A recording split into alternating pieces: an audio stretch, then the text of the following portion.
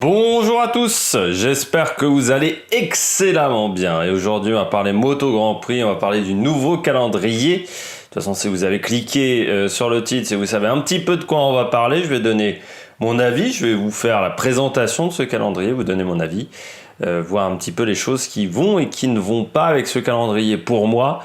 Il y a encore pas mal d'incertitudes, mais on y reviendra également du côté de ce calendrier. On va essayer de faire une vidéo pas trop longue, ce qui est assez rare sur cette chaîne. Donc on va commencer tout de suite. Donc on se rappelle et on se souvient qu'on a eu déjà une course. On a eu que les Moto 2 et les Moto 3. Les Moto GP n'avaient pas pu participer, mais au mois de mars, on a eu le Grand Prix du Qatar à Losail. Il y a le débrief qui est sur la chaîne dans la playlist MotoGP 2020. Enfin Moto 2 et Moto 3 ça doit être, ou dans la playlist sport mécanique également liée parce qu'elle est sur plusieurs playlists. Un Grand Prix du Qatar qui avait lieu du côté de Losail, c'était déjà il y a longtemps, c'était avant le confinement, disons. C'était il y a 3 mois. Mais sinon depuis pas de course et un calendrier qui avait été totalement chamboulé et on savait pas trop où on allait du côté de la Moto Grand Prix. On a enfin des précisions sur ce calendrier. Alors où on va aller? On va commencer pour les Moto Grand Prix et reprendre pour le Moto 2 et le Moto 3. Ça sera le 17 juillet, notez cette date dans le calendrier. Ça sera du côté de Jerez, c'était un petit peu prévu dans les rumeurs qu'on commence à Jerez. Il y avait un accord avec la Dormac, donc qui gère tout ce qui est l'aspect financier et la logistique du championnat du monde de Moto Grand Prix avec la ville de Jerez et le maire de Jerez. Donc on commencera par le Grand Prix d'Espagne, donc aura lieu à Jerez. Une semaine après, on restera du côté de Jerez pour le Grand Prix d'Andalousie, en sachant qu'on aura également 2 jours de test, donc je crois le 14 et le 15 juillet, ou le 15 et le 16 juillet. Je vais remonter d'un test officiel le 15 juillet, voilà, pour ce début de saison. Puis, après ce premier week-end du côté de l'Andalousie, 14 jours après, on ira du côté de Brno. Brno, ville fort sympathique. Brno, circuit très intéressant, circuit plutôt d'accélération-freinage. Donc le Grand Prix de République tchèque est maintenu. C'est une bonne chose. On ira ensuite en Autriche le 14 et 16 août pour aller au Red Bull Ring. Le Red Bull Ring qui va accueillir 2 Grands Prix. Le Grand Prix d'Autriche et le Grand Prix de Styrie. On va se rappeler de ce nom pour l'année 2020. Parce que c'est pareil que le deuxième Grand Prix sur le Red Bull Ring en F1. Ils ont gardé le même nom. Donc ça sera du 21 au 23 août. Donc on va enchaîner 3 Grands Prix en 3 semaines. La MotoGP l'a déjà fait. C'était plutôt quand on enchaîne Phillip Island, Sepang, Thaïlande. Donc la MotoGP sait le faire. Par contre, avec les gros motorhomes, je pense que ça sera une première en Europe d'enchaîner 3 Grands Prix en 3 semaines. Donc on va voir comment ça se passait au niveau de la logistique. Surtout pour les plus petits teams, les teams de Moto 2 et Moto 3. On va voir est-ce que la Dorma fera les Algeco, comme on a l'habitude de voir. Vous savez, ces petits bâtiments temporaires. Comme on a l'habitude de voir lors des week-ends en dehors de l'Europe. On verra comment ça se passera de ce côté-là. 2 semaines après le Grand Prix de Styrie, on se retrouvera du 11 au 13 septembre. Ça sera même peut-être 3 semaines. Oui, peut-être, je ne sais plus. Au niveau des dates, là, je suis claqué. Ça sera le Grand Prix de Saint-Marin pour la première course à Misano. Et puis 2 semaines après, on ira du côté... on retournera à Misano pour le Grand Prix d'Émilie-Romagne, parce que je rappelle que le Grand Prix de Saint-Marin est sur une piste qui est en Italie. Il n'y a pas de circuit à Saint-Marin. Imola et Misano sont en Italie. C'est-à-dire que Saint-Marin, c'est un peu plus grand que Monaco, mais c'est quand même pas la folie en termes de taille de région. Puis surtout, c'est pas une principauté qui a non plus des moyens aussi importants que Monaco, par exemple. Il y a des moyens, Saint-Marin, mais c'est pas aussi important. Après ce week-end, on ira du côté du Grand Prix de Catalogne le 25 et 27 septembre du côté de Barcelone, puis on rejoindra le Grand Prix du Mans, le Grand Prix de France sur le circuit du Mans du 9 au 11 octobre, qui sera enchaîné avec le Grand Prix d'Aragon du 16 au 18, et le 23 et 25 octobre, on ira du côté d'Aragon encore. On restera à Aragon pour le Grand Prix du Teruel. Alors là aussi, des noms complètement magnifiques. Le retour du Grand Prix d'Europe le 6 et 8 novembre et le Grand Prix de Valence, les deux à Valence. Ça sera du 13 au 15 novembre. Grand Prix des Amériques, Grand Prix d'Argentine, Grand Prix de Thaïlande et Grand Prix de Malaisie. Pour l'instant, pas de date annoncée. Et de toute manière, on a appris... cette vidéo va être mise en ligne samedi, donc hier, que on ne pourrait conserver au maximum que 3 de ces 4 Grands Prix. Ça semble inquiétant pour le Grand Prix d'Argentine, vu les conditions sanitaires en ce moment en Amérique du Sud, qui se sont largement dégradées depuis la fin du mois d'avril. Les conditions sont vraiment pas bonnes. Et de toute manière, économiquement pour les équipes de Moto Grand Prix et surtout les équipes de Moto 2 et Moto 3 qui sont des infrastructures beaucoup plus petites, on devrait avoir il faudrait mieux qu'il y ait moins de courses parce que voilà, ça va être difficile sinon à tenir. Donc voilà, ce calendrier donc du 17 juillet au 15 novembre, donc on finit à peu près à la même date que d'habitude. Ça c'est pas mal, on finit pas trop tard, donc pour les essais post-saison, on pourra les faire encore du côté de Valence pour l'année 2021. Je vais donner mon avis avec des plus, des moins. Ce que je trouve qui est très intéressant, c'est le test du 15 juillet. Pourquoi une journée de test me semble intéressante, même si j'aurais préféré qu'il y en ait 2. Mais bon, on peut pas tout avoir dans la vie. C'est parce qu'il va falloir se remettre en ordre de marche et on peut faire quelques essais. Là, les équipes font quelques essais, mais il y a un moment où il va falloir vraiment se remettre en mode compétition. C'est différent d'aller sur une piste pour des essais où vous avez que votre équipe, où vous êtes tout seul, à un essai, on va dire, des tests où il y a tout le monde, où vous pouvez vous comparer en termes de chrono. Voilà, il faut se remettre dans le rythme, dans le bain, et ça va être intéressant quand même, surtout que toutes les équipes ne pourront pas faire de tests avant le 17 juillet. Voilà, il reste un mois pour faire les tests, donc c'est pas facile à programmer, surtout qu'il y a des contraintes techniques qui sont assez fortes. Donc le test, voilà, il va faire du bien à toutes les équipes qui vont pouvoir rouler, qui vont pouvoir se mettre dans le rythme de ce Grand Prix d'Espagne, et ça fera beaucoup de bien aux pilotes également physiquement d'enchaîner les tours, parce que très clairement, on n'aura pas beaucoup de chance de le faire après plus tard dans la saison. Parce que la saison, ce qu'il va falloir comprendre également, c'est que ça va être très dur de programmer des essais dans cette saison, avec l'enchaînement des Grands Prix qui va être important. Donc le test avant la première course, ça je trouve c'est quelque chose de bien. On a aussi pas mal de courses, pas mal de Grands Prix, hein. Je parlerai du problème des circuits plus tard. Pas mal de Grands Prix parce que on a 13 Grands Prix confirmés. Si tu prends le Grand Prix du Qatar pour les Moto 2, ça ferait donc 14 actuellement. Ça m'étonnerait quand même qu'on puisse pas aller en Malaisie dans les semaines à venir, et parce que le Grand Prix de Malaisie, c'est pas à côté de Sepang, hein, c'est pas à côté de Kuala Lumpur, Sepang, pardon. Et Buriram, je crois qu'aussi c'est au milieu de rien, donc c'est des circuits où on peut vraiment être en autarcie, on va dire, pendant 3-4 jours facilement. Donc ça voudrait dire 15 Grands Prix sur une saison où on avait prévu 20, on perd 5 courses, c'est pas si terrible. Moi je trouve que c'est pas mal, hein, du côté de la MotoGP.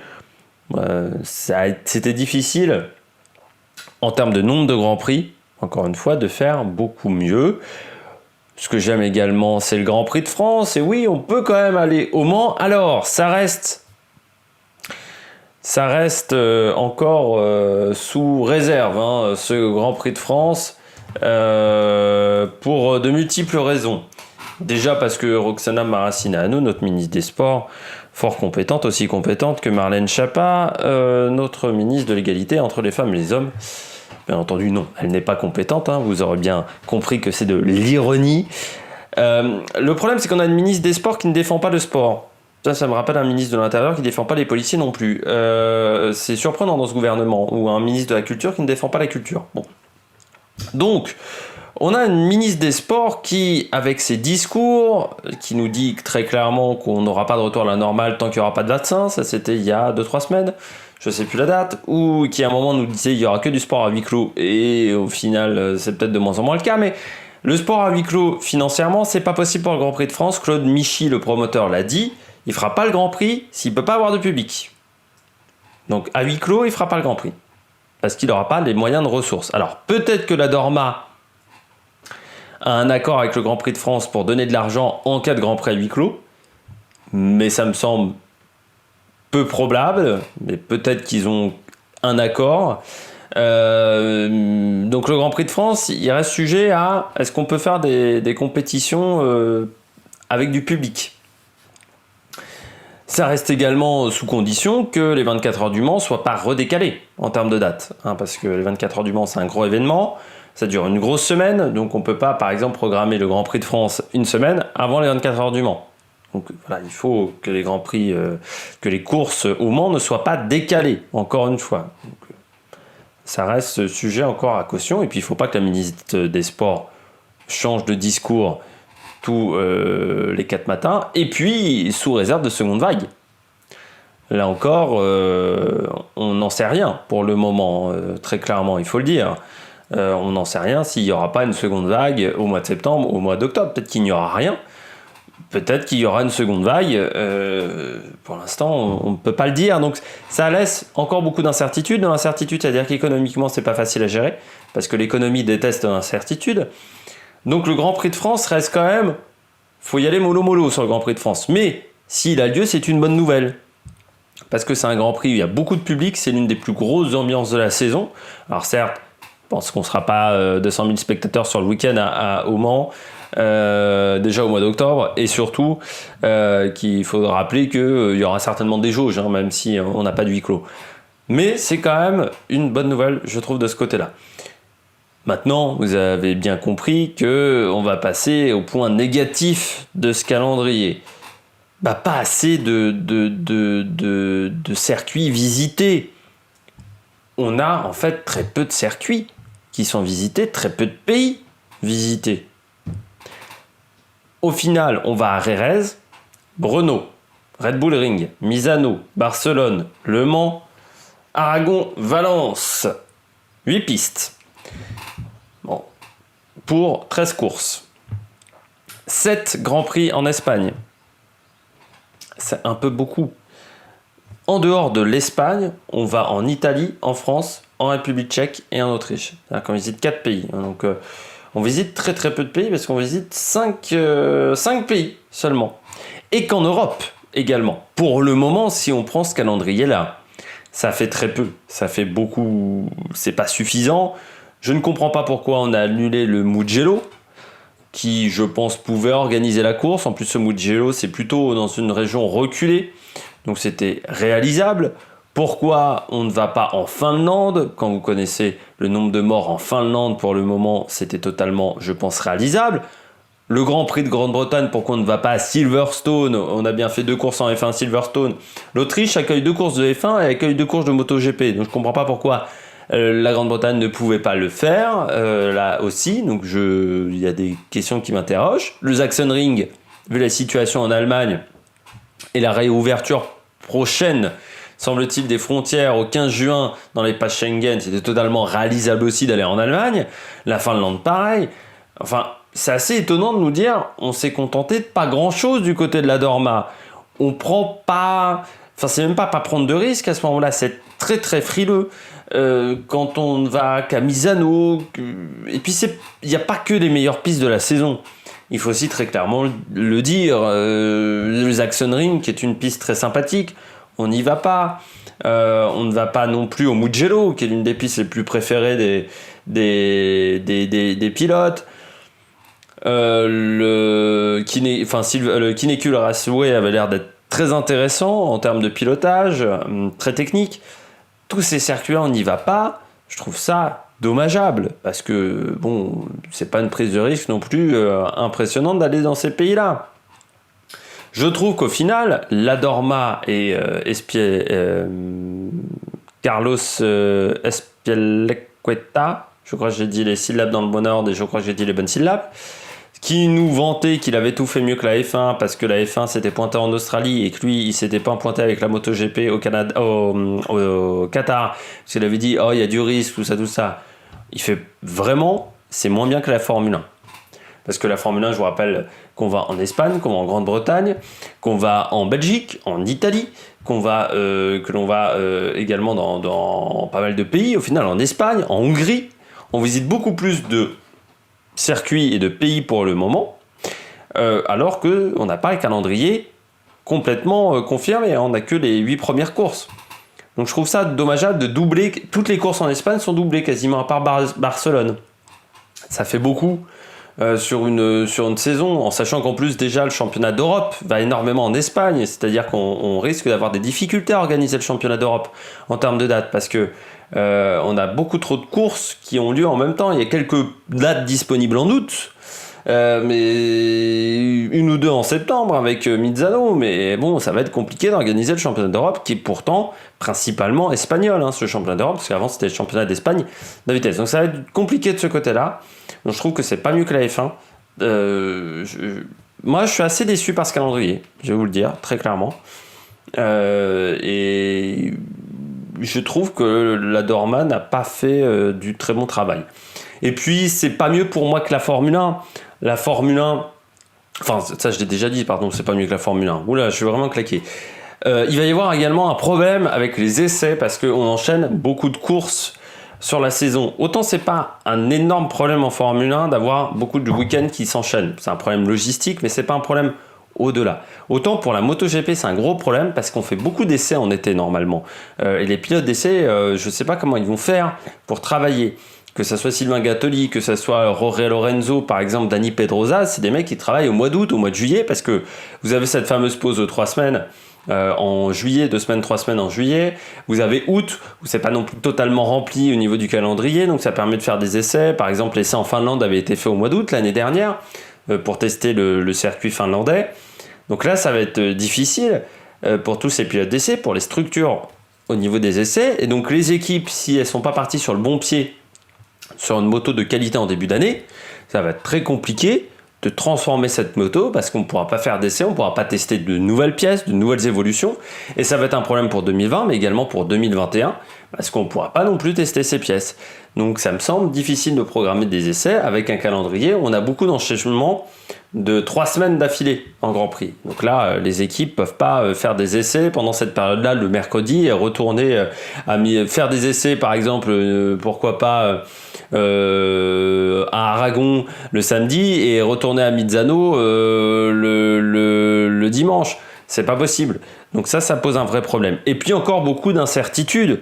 C'est-à-dire que ce calendrier, comme le calendrier Formule 1, n'est pas encore fini. On ne sait pas si on va aller en Thaïlande, en Malaisie. Je pense que le Grand Prix d'Argentine, ça semble mal embarqué. Le Grand Prix des Amériques aussi. Parce que la situation aux États-Unis, on a peut-être en ce moment une recrudescence de cas. Ça semble difficile. Donc beaucoup d'incertitudes. Pour les équipes de Moto 2 et de Moto 3, c'est pas simple parce que ce sont des déplacements qui demandent beaucoup de préparation, qui coûtent très cher à des équipes qui n'ont pas énormément de moyens et qui ont de moins en moins de moyens parce que la crise les a vraiment touchés de plein fouet. Donc c'est un peu dommageable. Je pense qu'on aurait pu proposer un calendrier sûr. Aujourd'hui, je rappelle que la Formule 1 a sorti son calendrier il y a 10 jours. Donc c'est vrai qu'aujourd'hui, on se demande ce qu'a fait la Moto Grand Prix en termes de calendrier. Ils n'ont pas très bien bossé, je trouve. Bon, j'espère que vous avez aimé cette vidéo. Nous, on se retrouve pour de nouvelles aventures. N'hésitez pas, à réagir dans les commentaires. N'hésitez pas à vous abonner à la chaîne si vous aimez les vidéos, pour avoir les dernières informations, pour avoir les vidéos un peu plus facilement. Si vous mettez la cloche, normalement, vous voyez dès qu'il y a une vidéo qui sort. Et puis, nous, on se retrouve pour de nouvelles aventures et on va parler, on va avoir 2 épisodes du Medialis qui vont arriver. On va parler du Dakar également, qui a annoncé de nouvelles infos dans les prochaines vidéos. Et puis, il y aura également des émulatests qui vont arriver dans quelques jours. Il va y avoir un dernier émulatest de la première vague d'enregistrement. Je vais en réenregistrer là dans les jours à venir. Donc voilà, c'était l'Amérique Production. Allez, ciao, ciao!